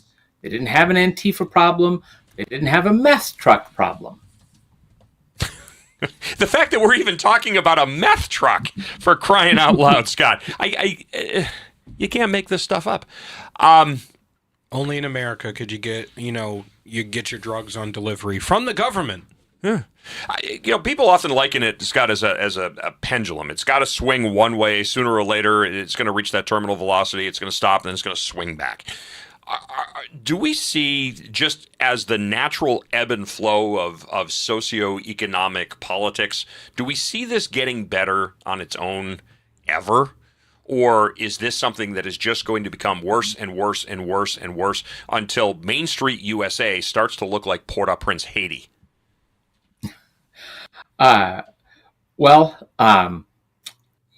Smaller places are probably not going to get this bad. Maybe some southern states aren't going to get this bad, but as best I can tell from the really, the crazy coastal areas, anybody who is sane and to say this is crazy tends to leave, and you just get the concentration of the crazies just rises. I don't see any evidence of Portland or Seattle sobering up. It would take a major shift in the politics of those states, to be honest. But I mean, even then, I think one of the biggest issues is that if you're actually able to gain some ground, say, in the judicial realm, that as soon as you have a new administration, everything can be virtually overridden or undone with the stroke of a pen. And I think that's unfortunately where we've gotten to in our political system today, where it's immediately upon taking office, the responsibility is to undo the actions of the previous administration that we don't like. And it's this never-ending battle of I got you last. And the problem is nobody wins. A lot of people wind up losing, unfortunately. You're right. There's been some pushback in the big lefty cities on crime. San Francisco got rid of the terrorist child, the child of terrorists who was causing terror on their streets by letting criminals out. But in the case of the homelessness stuff, I have not seen anything similar in the big lefty cities. If Mamdani were to win, I don't know where you're based physically, but if Mamdani were to win, which, I mean, all indications are right now that, and I think we can probably blame Curtis Sliwa for this by not stepping out, diluting the Republican vote, guaranteeing that Mamdani wins. If he does win, which again, it appears as though it's an inevitability at this point, where do you see the problem heading in the Big Apple? Well, that's a great question. On the one hand, he can't print money, and he has limited ability to raise taxes to do some of the things he wants to do. On the other hand, the city has elected him, and I've never met a leftist who ever minded wielding power to the furthest degree he could possibly get away with. So you have to think that things go down from here. But there's conversations, and this is the concern, especially when it comes to the homeless population. And I would go back to this article that I read from at the beginning of our conversation. Again, this idiot Assistant Attorney General here in New Hampshire, Tom Velarde. We also want to remind folks that unhoused people are more or less dangerous than anybody else. Well, when you look at Mamdami's proposal of literally doing away with the prosecution of misdemeanor level crimes, petty theft, petty assaults, drug possession, things like that, they become, if there are laws on the books, they become unenforceable. Police are literally disempowered to do anything about this. And so it literally becomes now the normalization of crime. And so when you combine that with, I'm not making a sweeping generalization here, but I mean, if you look at the amount of petty crime that would occur in a homeless camp, theft, drug use, assaults, non-felonious style crime, that's a minute by minute occurrence there. If suddenly now those crimes are tolerated and normalized, I can only imagine what it would be for people that are trying to run businesses there. If you have a business, we can't do anything about shoplifting. Oh, and God forbid you try to protect your store, you try to protect your assets, you try to protect your employees. We're going to prosecute you because somehow now you're violating somebody else's rights to obtain what they need to stay alive. Well, you don't do that by stealing from me. But that becomes normalized. That becomes acceptable. That becomes par for the course when you have people like Mamdami that are controlling ultimately what the City of New York Police Department is permitted to respond and interact with the public over. That's the concern. No, exactly. It's you're going to drive those small businesses, the sort of folks who run those small businesses. They're going to give up. They're going to leave because it's going to be impossible. And we remember what happened to the bodega owner, who defended his property and defended his own life, and suddenly now he becomes the criminal. And once again, I think it's proof positive. You get what you vote for. Sooner or later, you got to pull your head out of your ass and realize you've been voting for the wrong thing. And that only comes when people become uncomfortable. Maybe this is the very thing that the city of New York needs to have its moment of clarity.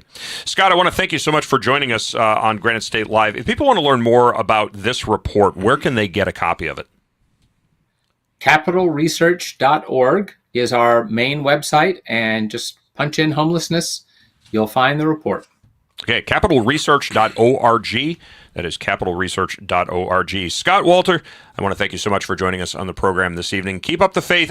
You know what? Sooner or later, I think there's going to be a wave of common sense thinking that is going to take hold and take root and sweep across this nation. I just don't know if it's going to be today or tomorrow or even next year. It's coming, but not soon enough. Thank you so much for joining us. Have a great evening. All right, we're going to take a very, very quick break. When we come back, we're going to check in with the one, the only Jeff Crier of Boston's WSGO 99 AM. We're going to be talking about the government shutdown, day 35. And if you haven't figured it out yet, kids, this is not Republicans that are causing this. And we're going to explain this for the umpteenth time when Granite State Live continues. Don't go away.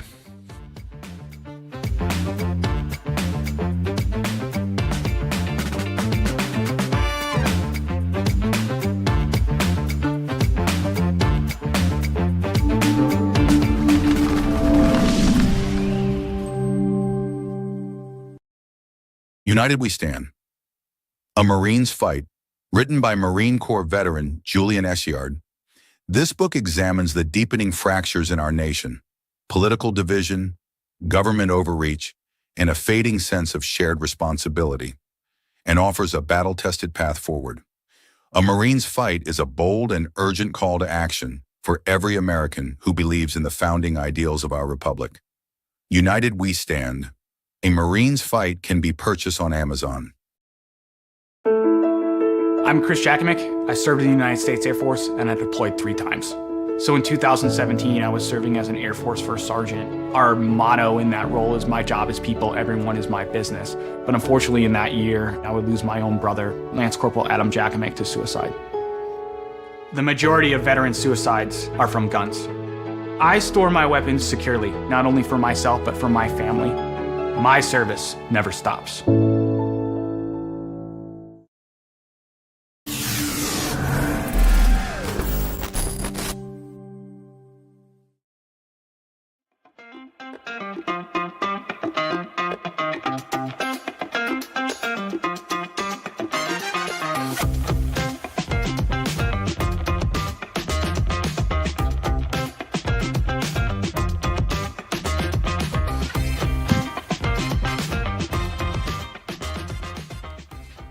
All right, welcome back to Granite State Live. All right, so the Virginia governor's race has been called, and it looks like the Democrats have taken that. So we were just talking about this off air here. Juan, pop your little mic down there and share your thoughts about what just happened there, as far as Republicans go. What'd you say? For the night so far? Yeah, well, no, you said who is the best friend of the Democrat Party? Oh, we are. Yeah, the Republicans. The Republicans. Yeah.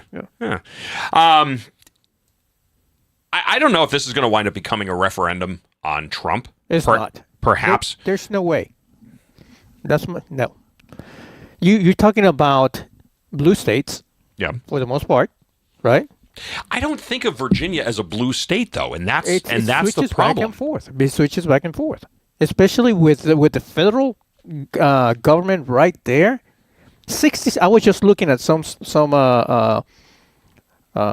numbers.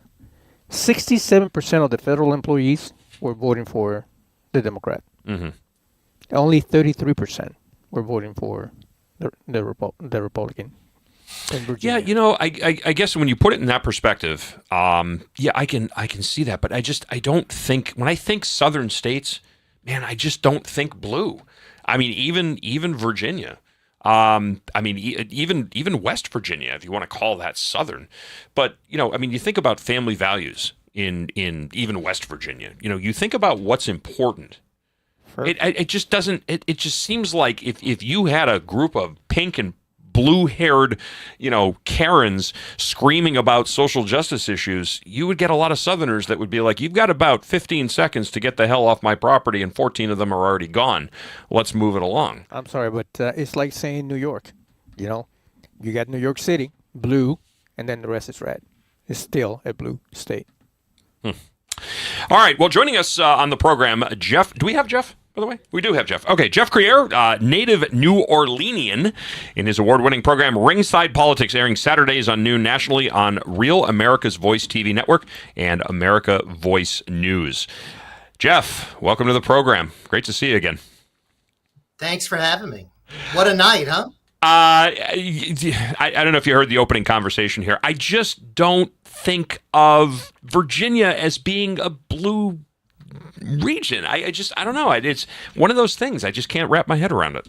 Well, I think it really changed over the past few decades as more and more of these federal employees, moved into Northern Virginia. The federal government has grown. They've got taken over Virginia. So you look at like Terry McAuliffe, and a lot of Democrats have been elected. So the last governor was sort of an aberration. Glenn Youngkin was able to get elected, and it was such an exciting thing. And we were hoping he'd be able to pass it on to another Republican, because in Virginia you can only serve for one term as governor, because Youngkin could probably have won again. And unfortunately he couldn't. So the lieutenant governor gave it a good effort. She's a great lady, a Marine, just a patriot. But, she was really behind the whole time. And looks like she's lost by about 10 points. So the other one here is the New Jersey gubernatorial race. I don't know if they've called that. I know it's 8 o'clock. After 8 o'clock now, the polls have closed. Do we have a projected winner in the New Jersey race? Not yet. The Democrat is ahead 60-40 with about, just a small number of votes in. So you got a long way to go there. I mean, that is going to be a closer race, I think. According to the polls, it was very close between the two. So as a Republican, I'm hoping that that's the one victory that we can have tonight, because the rest of it looks pretty bleak. Mm-hmm.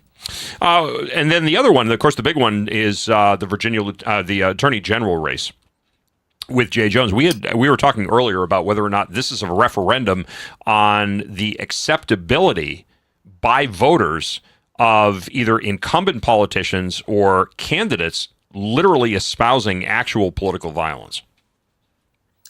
It says a lot about the Democrat Party that none of the major Democrats revoked their endorsement of the guy. The gubernatorial candidate did not. And look, it didn't hurt her. She wound up winning.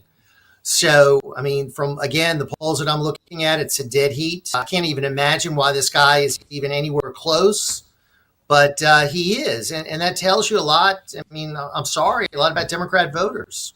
I mean, they'll vote for, you used to always call them yellow dog Democrats. I mean, they'll vote for a yellow dog if he's a Democrat against the opponent, no matter what. And this is another case of that. This guy espoused violence against the House Speaker and his children. And doubled and tripled down on it, and he's in the race. I mean, it's a close race. I mean, and he wants to be the Attorney General, the top law enforcement officer of Virginia, a guy who advocated violence. I mean, that's unacceptable, and I can't believe that so many voters would go along with that. It's unacceptable to you, Jeff. It's unacceptable to me, but obviously to the vast majority of voters, well, this is just par for the course. And again, I've said this so many times: what you accept, you can expect. And if we send a message that we are going to accept this type of behavior, it doesn't mean that we go out and cancel people. It means that, listen, you know what, there has to be some accountability for things that you say. And, we can talk in generalities and, we can, we need to go out there and we need to kick their asses. We're not talking about physically kicking their asses. We talk about that in a figurative sense, that we need to win at the polls. But as a colloquialism, we're going to kick their asses. Okay, we get that. But when you're actually talking about espousing actual violence against another person in the political realm, or because of differences in how you see things, and then specifically to target their spouses or their children, that's a whole different level of unacceptable. But to some people, that is acceptable, and that's scary. That is called crossing the line. Okay, that is called, in my view, unacceptable. And you're right. I mean, too many voters said, okay, no, we're going to give this guy a pass. We're going to accept his lame apology. We like him because he's a Democrat. We're going to vote for him, even though he has espoused violence repeatedly and, backed it up with multiple texts and phone calls. I mean, it wasn't just a one-time deal. So it's a shocking, in my view, reflection of the Trump derangement syndrome, the drift of the Democrat Party toward radicalism. You see it in Mamdani. You see it in these, the shutdown. I mean, they're holding the line for funding of healthcare for illegals. They're putting the nation at risk. I mean, our air travel's risk. People are on SNAP benefits, not getting their benefits. They're doing politics. So you've got a new radical breed of Democrats that I think are going to ascend now with what we've seen. Look at Bernie and AOC. They're sort of the intellectual leaders now of the Democrat Party. Does that help the Republican Party? Does it help the conservative movement, or does it represent a larger existential threat? Because as a critical thinking person, Jeff, I have to look at Bernie Sanders, who is a caricature. This is a guy who got kicked out of a hippie commune because he couldn't pull his own weight. I mean, you want to talk about the blind leading the blind? There is no better example of that caricature-esque type of leader than Bernie Sanders. You want to know why these people are still there? We made them. We made them. Every time, Nancy Pelosi tried to get rid of AOC. Nancy Pelosi tried to get rid of AOC. Hold on, we've got an open. Nancy Pelosi tried to get rid of AOC. The Democrat Party tried to get rid of Bernie Sanders multiple times. The Democrat Party, hell, the black activists on the left tried to get rid of Al Sharpton multiple times because they're political liabilities. Every time they say something, they have to come out to defend it. The problem is we can't stop bringing them up. And because we bring them up, well, when you're attacked by my enemy, you're on my team, I'm going to defend you. It's the same thing we do at the left. There are people on our side of the aisle that we would love to get rid of, but when the left attacks them, we rally behind them. The left has tried to get rid of the socialist, loud, obnoxious element in their party multiple times, but every time we focus on them, they have to rally behind them, and it makes them more popular. We are just as much a part of creating this Frankenstein's monster as they are at this point. And that's why caricatures are popping up on both sides of the aisle. You want to know why we're going to see more AOCs? It's because we can't keep her name out of our mouths. We make her exponentially more popular. Jasmine Crockett is a caricature and an idiot. We make her more popular. I mean, I see the point you're making, and I would just say this: the history is that Bernie Sanders had the nomination stolen from him in 2016. Mm-hmm. The Democrat Party leadership stole the nomination from Bernie. He should have won in 2016. An argument can be made that he should have won in 2020, and they rigged it for Joe Biden. They rigged the Democrat nomination for Kamala Harris in this last election. Democrats don't care about the voice of the people. They don't care about their people. But they do believe that I think Bernie is too radical and socialism is too radical for the country. So they tried to do what they could to stop him from being the nominee.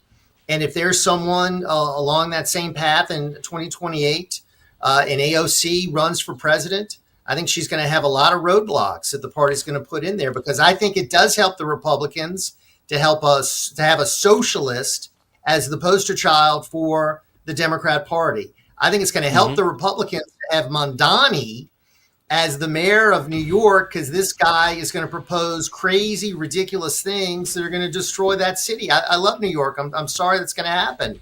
But, I mean, his policies cannot work. They've never worked anywhere in the world. They fail.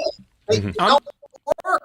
I'm going to challenge you, because I don't think the Democrats actually want to get rid of socialism within their party. They've spent the last 100 years building up this at an intellectual, both in academia, within all of their private organizations, and every organization they back. They have been building this up. They created this Frankenstein's monster. The problem is that AOC and Bernie Sanders are out socialists. If they were quiet, strategic, long-term socialists. Nancy Pelosi was a progressive activist back when she initially first got into office. Look at the tapes of her back in the day. If you look at how they progress, once they get into office, all of a sudden they tone it down. Because once you're in office, now it's not about being the loud out cheerleader for socialism. Now it's about the long-term strategy, the death by 1,000 cuts, the 100-year march towards the socialist communist dystopia they want to bring to America. So let me ask you, building off of what Julian just said, Jeff, do you think that it's a strategic initiative to create a divide between national Democrats and state and local Democrats? So let the local Democrats be the idiots, let them be the caricatures, let them be the laughing stock. At the end of the day, we're all on the same team, but we're going to leverage the divide between national politics and local politics to our benefit.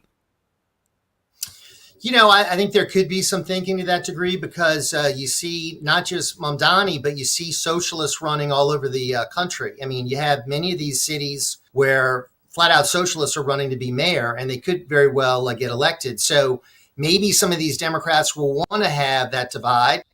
But I agree that the Democrat Party has been moving light speed to the left over the past few decades.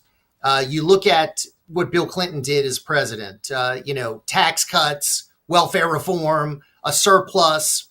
I mean, that's viewed as like being reactionary right now. I mean, those policies that he had. So the Democrats have gone light years from where Bill Clinton governed with Newt Gingrich in the 90s to where we are today. But they don't want the late socialism. They don't want somebody like Bernie that publicly embraces it. But the de facto of their policies, I would agree, are socialists. And yeah, it has been to see the leftward march of the Democrat Party. I wrote a column that just posted the other day about the one lone guy that I've been able to, the Democrat Party, who's not a left-wing crazy, a guy named John Fetterman.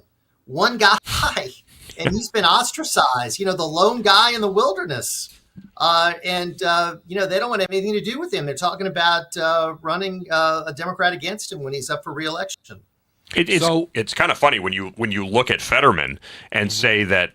I mean, when he won against Dr. Oz, it was like, how the hell did we somehow slide into a parallel universe?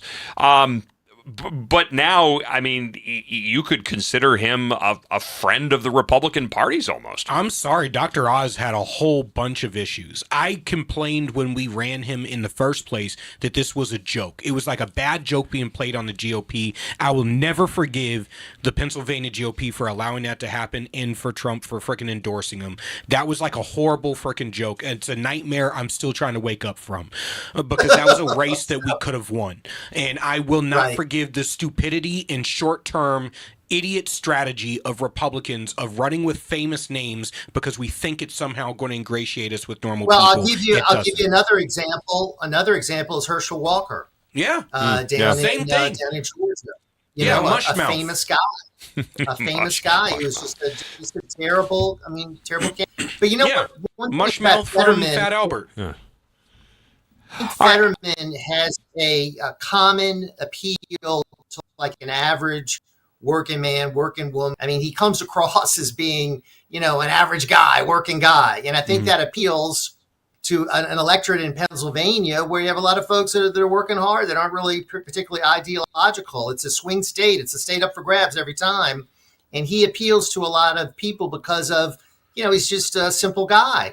But what he's done in the Senate has been, I think, very courageous because he stands alone on like 5 issues that I pointed out in the column. And there's nobody else in the Democrat Party I can find. There's no blue dogs anymore in the Democrat Party. I think if the GOP wants to be serious, and I think everyone who coalesces with normal people in their daily life understands that the vast majority of people in this country are not heavily ideological.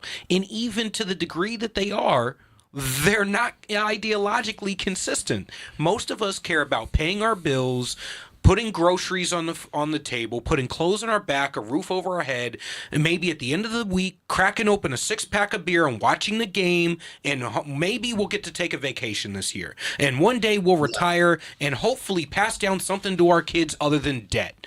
The vast majority of people are kitchen table issue people, and we need to stop trying to promote ideologically and start talking about real solutions on the ground when it pertains to real people's lives, and stop the political two-step and political gangbanging that you see in DC. But that's never going to happen because people are making money off of it. And as long as people are making money off of it, you're always going to have the political whores. And that's the bottom line. You talk about Fetterman with his sweatshirt being the common guy. I think I got something. Here's something for your boy Scott Brown. Fetterman Brown 2028. Scott can drive his pickup truck around. Fetterman can be in the sweatshirt. He can be like 2 bums going to the basketball court. That's perfect. There we go. You know? I'll put it like this. The reason why... So, back to the socialism conversation. The Democrats, if we really wanted to stick them with the label of socialism and make it so that they can't run away from it, so that the average person actually gets that vomit, gut-wrenching feeling when they think of the Democrat Party, show that video of all of them standing up during the 2020 primary on stage next to Bernie when every single thing that Bernie said he stood for, all of them raised their hand. Every single one of them. Their argument was not about whether or not they're socialists. Their argument was about, maybe you just shouldn't say that out loud, Bernie. You're calling it a spade for a spade, and then we can't run away from it later, and the media can't cover it for us. And an example of that was that every one of them raised their hand when they were asked whether they would pay for health care for illegals. Yeah. They were all like, yeah, healthcare for illegals. Mm-hmm. And that's not popular with the American people. The American people don't want to be paying for healthcare for people that are here illegally. So that's an example of one of the leftist ideas that are not popular with the American people that can be exposed, as you say, to the centrist voters out there. Then the independent voters are always the ones that make the decisions in an election, the swing voters. And in the last election, those people all went with Trump. That's why he won all swing states. And, in the past, it's gone the Democrat way. So, yeah, I mean, that's a way to do it. Expose their leftism. And they have really gone far, far to the left. No doubt. So, Jeff, you talk about healthcare for illegals, and I want to use that as a seg. But before I do that, I just want to ask you, you didn't happen to be at the Wells Fargo Arena for the DNC 2016, were you? I don't know if you were there. No, I was in Cleveland, but Okay. I was not. No. So I was there. I was broadcasting from Radio Row at the Wells Fargo Arena, and I remember the evening that Hillary Clinton was supposed to accept the nomination. That all the Bernie Bros that were there, and there were quite a few of them. They all had a baked bean supper that night. And the whole idea was to eat enough beans so that way all the Bernie Bros would be flatulent and they would fill the Wells Fargo Arena with the odor of flatulence. Clearly, they didn't take into account the fact that these probably had about 250-foot ceilings with very good ventilation systems, so their efforts disappeared like a fart in the wind, no pun intended. But what was really interesting, there was a lot of people who expected Bernie to make a statement there.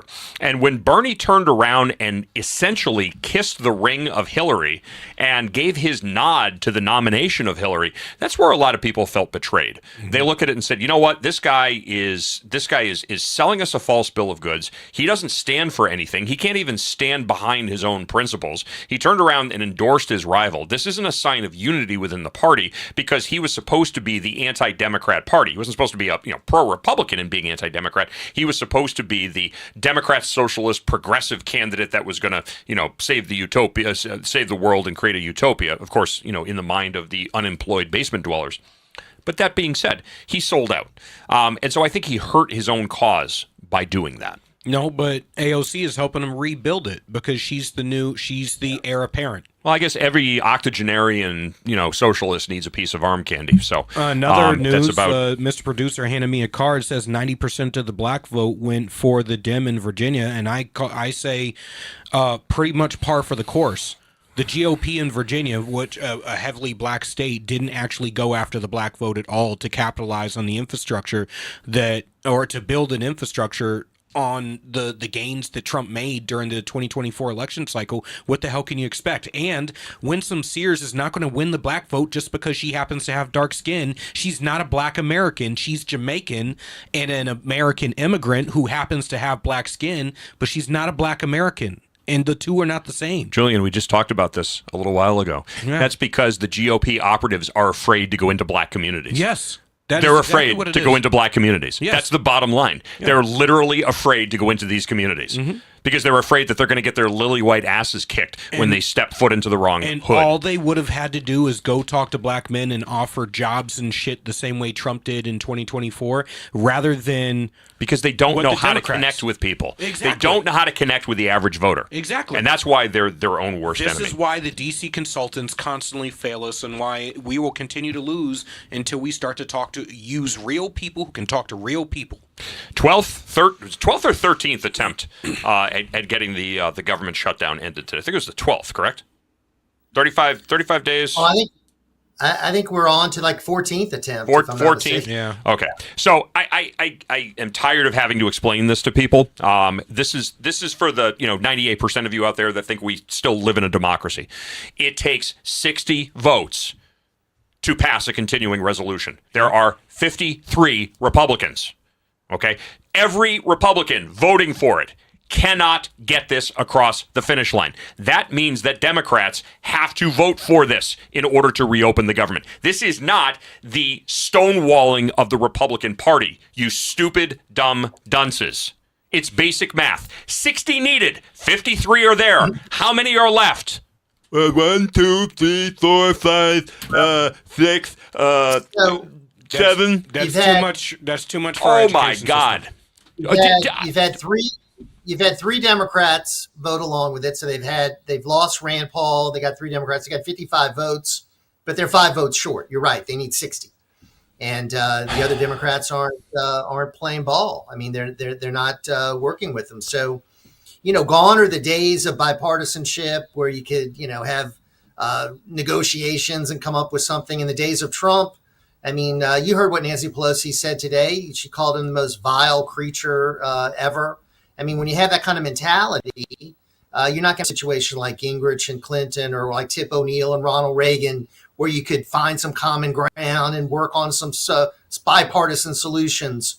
Those days are gone. They're gone.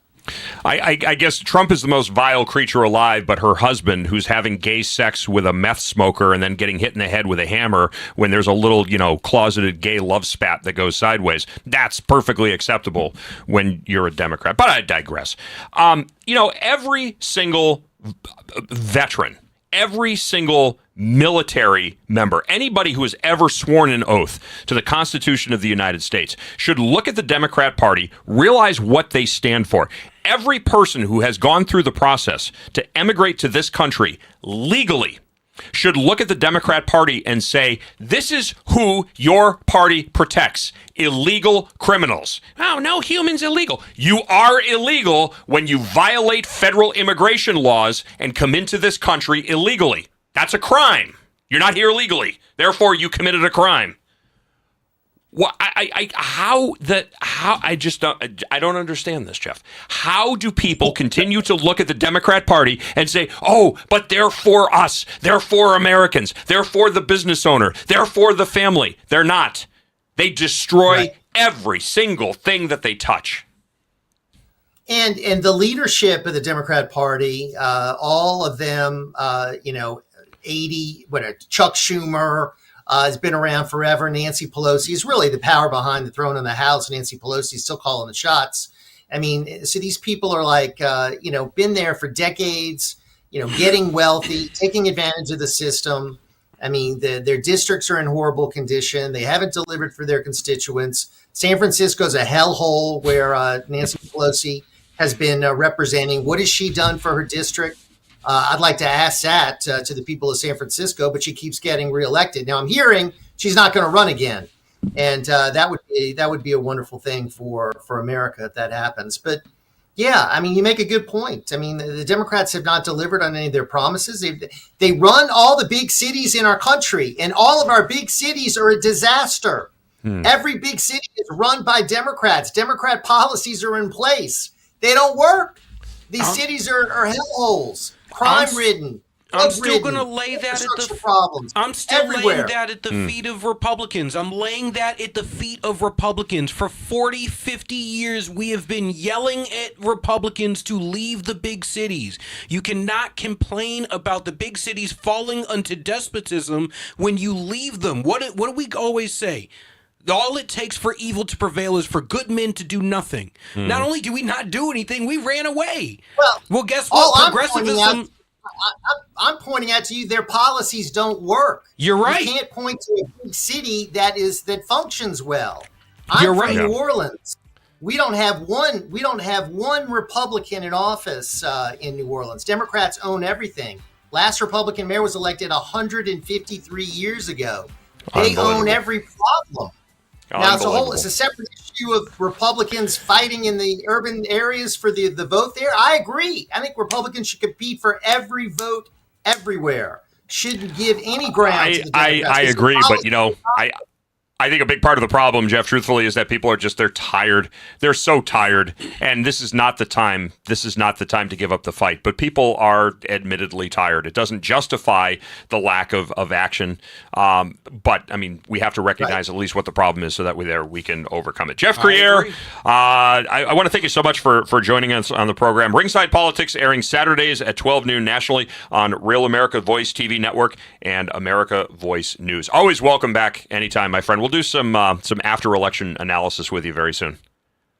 So, sounds good. Thank y'all for having me. Appreciate Thank it. you. Thank you for coming on. God bless. We appreciate it. All right, that is going to do it for this Tuesday night edition of Granite State Live. I want to thank our guests, Jeff Crier, Scott Walter, and, of course, Frank Chu, and all of you for tuning in. We will be back next week, same time, to do it all over again. Until then, stay safe, be well, God bless, and remember, where's my outro music? Come on, you're slacking, dude. There we go. All right. God bless. Stay safe. Be well. Remember, civility works. Be nice to one another.